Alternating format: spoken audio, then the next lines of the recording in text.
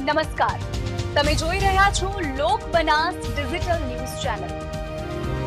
બનાસકાંઠા થરા કોલેજમાં એક રાષ્ટ્ર એક ચૂંટણી ભારત માટે એકીકૃત ચૂંટણી અંગેનો દૃષ્ટિકોણ વિષય પર રાષ્ટ્રીય પરિસંવાદ યોજાયો।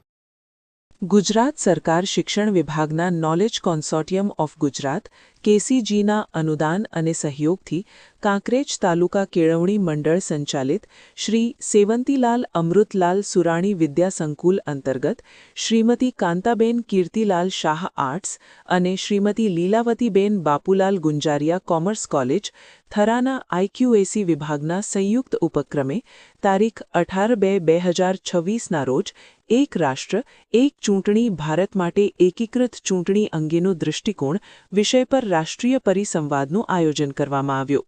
કાર્યક્રમની શરૂઆત સરસ્વતી વંદના અને દીપ પ્રાગટ્યથી કરવામાં આવી હતી।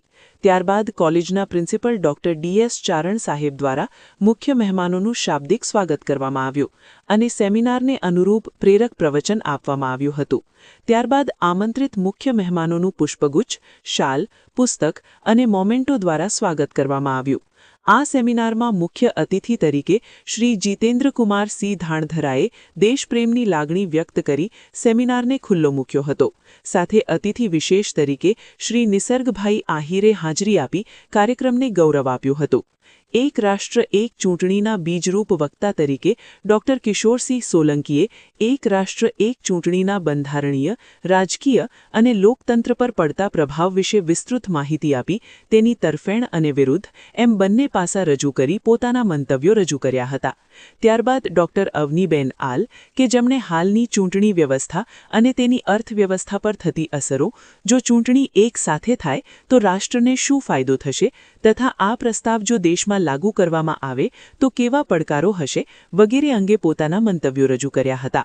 જ્યારે તેજસ બી આઝાદ સાહેબ કે જેમણે અલગ અલગ દેશોની એકીકૃત ચૂંટણી વ્યવસ્થાઓ, વર્તમાનમાં થયેલા બંધારણ સુધારાઓ, એક રાષ્ટ્ર એક ચૂંટણીના ફાયદા અને મર્યાદા, તેના પડકારો વિશે પોતાના ઊંડાણપૂર્વક વિચારો રજૂ કર્યા હતા।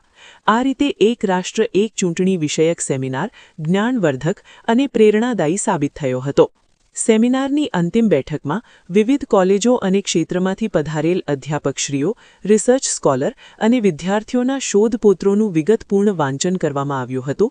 ત્યારબાદ પ્રવચન અને પ્રશ્નોત્તરી કર્યા બાદ સૌને સર્ટિફિકેટ આપી કાર્યક્રમનું સમાપન કરવામાં આવ્યું હતું।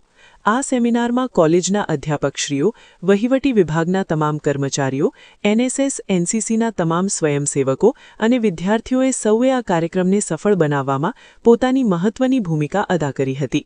આ સેમિનારના સંયોજક તરીકે ડોક્ટર દેવેન્દ્રસિંહ ડી ઝાલા હતા। આ સેમિનારનું સમગ્ર સંચાલન ડોક્ટર દેવેન્દ્રસિંહ ડી ઝાલા, પ્રાચા સોનલબેન બી પ્રજાપતિ દ્વારા કરવામાં આવ્યું હતું। આભાર વિધિ પ્રાચા પૂજાબેન બી ગામિતે કરી હતી। રિપોર્ટર પૂનાભાઈ પ્રજાપતિ, કાંકરેજ।